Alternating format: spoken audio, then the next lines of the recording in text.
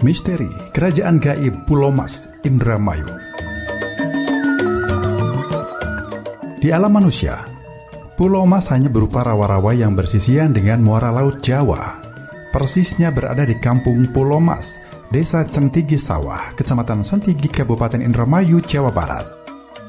Di atas rawa-rawa seluas puluhan hektar itu, menurut rawangan gaib, berdiri kompleks istana dengan bahan terbuat dari emas murni.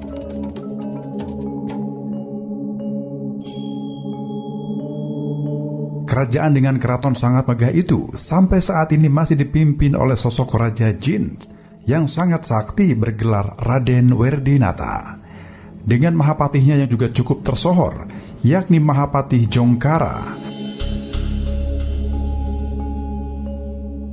Sang raja juga dibantu oleh panglima perang bergelar Panglima Kalasrenggi. Dikisahkan oleh juru kunci kampung Pulau Mas, dibandingkan raja-raja lain yang menguasai alam gaib, Raja Pulau Mas tergolong paling tinggi ilmu kedikjayaannya.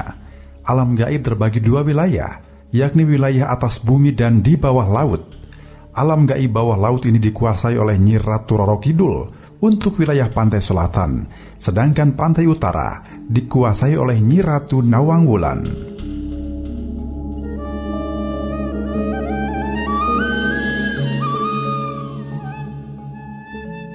Dikisahkan, semasa Indramayu masih belum punya nama serta masih berupa hutan belantara, sehingga seorang kesatria yang sedang mengemban tugas besar. Kesatria itu berasal dari desa Banyuurip, Kecamatan Banyuurip, Kabupaten Bagelen, Jawa Tengah, bergelar Raden Wiralodra. Kesatria berdarah biru itu dari kerajaan Majapahit mengemban tugas membuka hutan belantara di lembah Sungai Cimanuk. Untuk menjalankan tugas dari leluhurnya, dia ditemani seorang punakawan atau pembantu yang sangat setia serta sakti bernama Ki Tinggil. Selama 3 tahun lebih, keduanya berjalan kaki dari Bagelen, Jawa Tengah dengan tujuan hutan belantara lembah Sungai Cimanuk. Tetapi karena ketidaktahuan, mereka bablas sampai ke hutan lembah Sungai Citarum, Kabupaten Karawang. Berdasarkan keterangan dari Ki Sidum, seorang manusia kuno yang sangat sakti dari kerajaan Pajajaran, Raden Wiralodra dan punakawannya menyadari jika perjalanannya itu sudah terlewat jauh.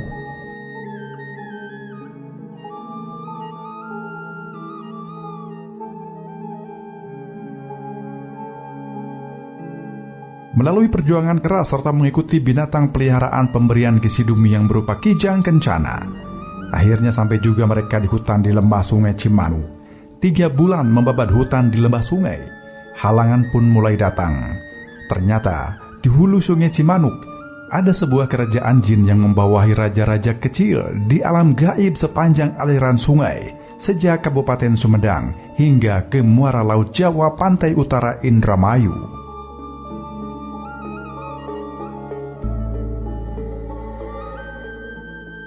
Maharaja Jin di hulu sungai bernama Budi Paksa, yang didampingi seorang mahapatih bernama Bujarawis. Maharaja Budi Paksa membawahi raja-raja kecil, diantaranya kerajaan Tunjung Bong yang dipimpin oleh Kala Cungkring, kerajaan Pulau Mas yang dipimpin oleh Raden Werdinata, dan kerajaan-kerajaan jin lainnya sampai tercatat sebanyak 12 kerajaan.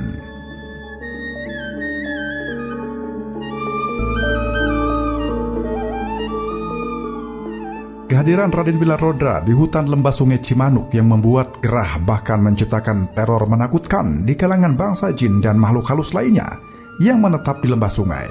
Atas laporan Telik Sandi, Mahapatih Bujarawis mengadukan ke Maharaja Budi Paksa. Mendengar pengaduan dari Mahapatihnya, Maharaja Budi Paksa marah besar.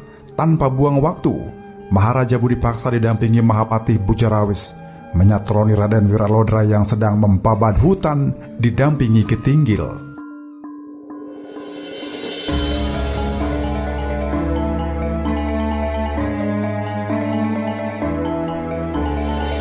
Diawali sebuah perdebatan, terjadilah pertarungan secara kesatria di lembah Sungai Cimanuk. Maharaja Budi Paksa berhadapan dengan Raden Wiralodra, sementara Mahapatih Bujarawis berhadapan dengan Ki Tinggil. Konon, pertarungan dua makhluk berbeda alam itu berlangsung selama 2 bulan. dan hal ini membuat penduduk gaib di tempat tersebut bubar ketakutan.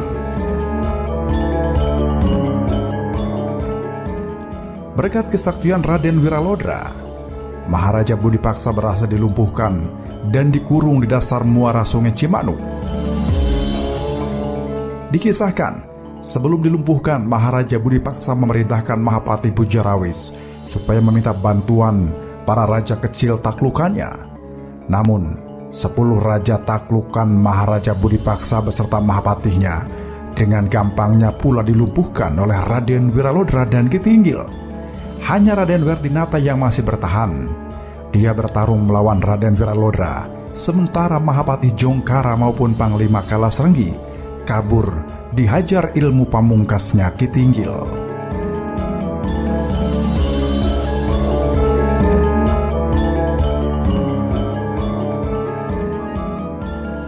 Karena kesaktian yang berimbang, pertarungan antara Raden Werdinata dan Raden Wiralodra dikisahkan memakan waktu hingga 11 bulan lamanya.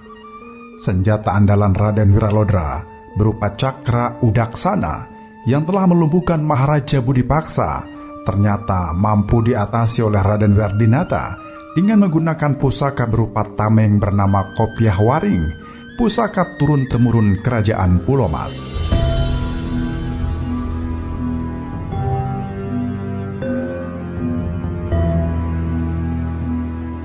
Sebelum ada yang jatuh korban, muncullah Kalacungkring, penguasa alam gaib kerajaan Tunjungbong.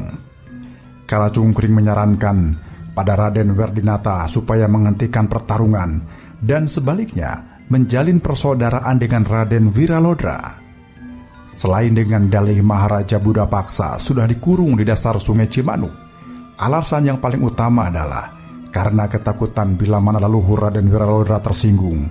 Jika manusia-manusia kuno Majapahit setingkat Ki Sidumurka, niscaya kerajaan alam gaib sepanjang lembah Sungai Cimanuk dibuat musnah untuk selama-lamanya.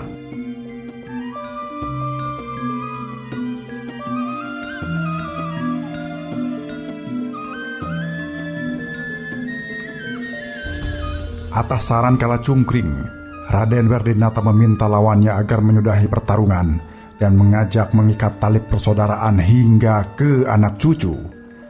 Sebagai pengikat persaudaraan, Raden Werdinata menyerahkan putri kesayangannya yang bernama Putri Inten untuk dipersistri oleh Raden Wiralodra.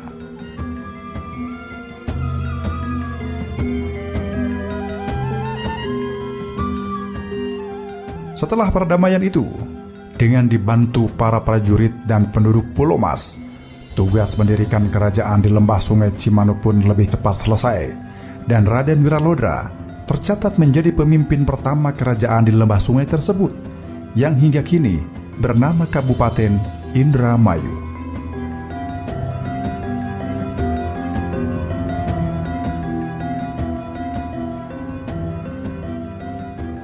Sebagai bangsa jin yang diberi umur panjang, meskipun Raden Wiralodra telah wafat dan digantikan keturunan bahkan sampai sekarang, Raden Werdinata masih kokoh memimpin kerajaan Pulomas didampingi Mahapati Jongkara.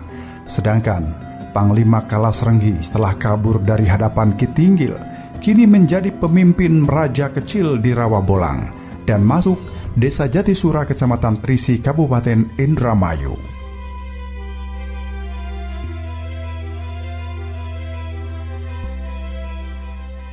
Misteri Pesugihan Pulomas.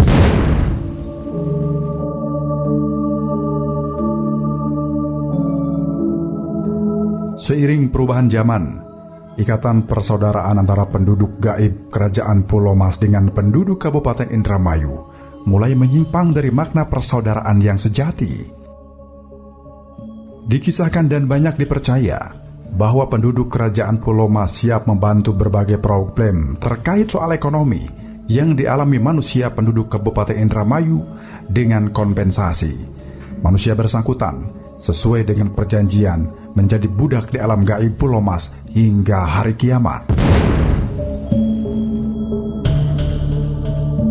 Seiring banyaknya penduduk bangsa manusia yang terjerumus ke dalam perjanjian jiwa, lambat laun Pulau Mas dikenal sebagai tempat pesugihan.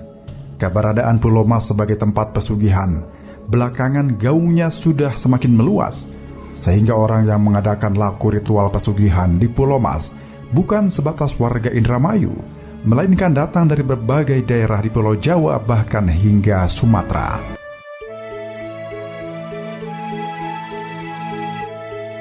Dikisahkan, karena umurnya yang sudah mendekati 1000 tahun, Raden Werdinata kini lebih banyak berada di ruang kholwat daripada mengurusi pemerintahan. Beliau lebih banyak berzikir kepada Allah Subhanahu wa Ta'ala daripada urusan dunia. Dikisahkan, semasa hidupnya di bawah pengaruh Maharaja Budi Paksa, Raden Werdinata tidak memiliki agama apapun kecuali adat leluhur. Tapi sejak resmi mengikat persaudaraan dengan Raden Wiralodra, dia menyatakan diri masuk ajaran agama Islam.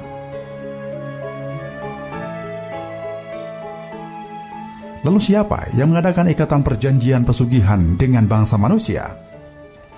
Sama halnya dengan bangsa manusia, bangsa jin di Pulau Mas pun ada yang menganut Islam dan agama lainnya.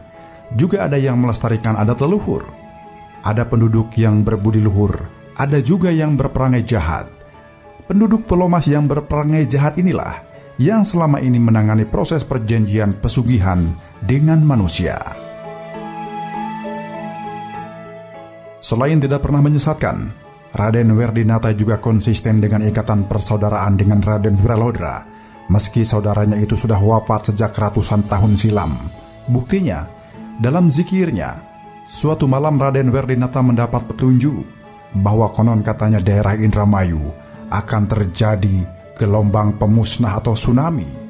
Tanpa banyak pertimbangan, dia menyudahi zikirnya lalu mendatangi penguasa pantai utara.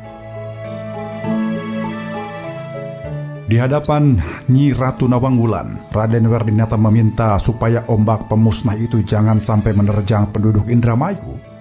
Jika ombak pemusnah itu sampai menerjang, dia sepakat untuk bertarung. Meskipun sadar ilmu Nyi Ratu Nawangwulan lebih tinggi, demi ikatan persaudaraan dengan Raden Wiralodra, dia pun rela mempertaruhkan nyawanya atau mati di tangan Nyi Ratu Nawangwulan.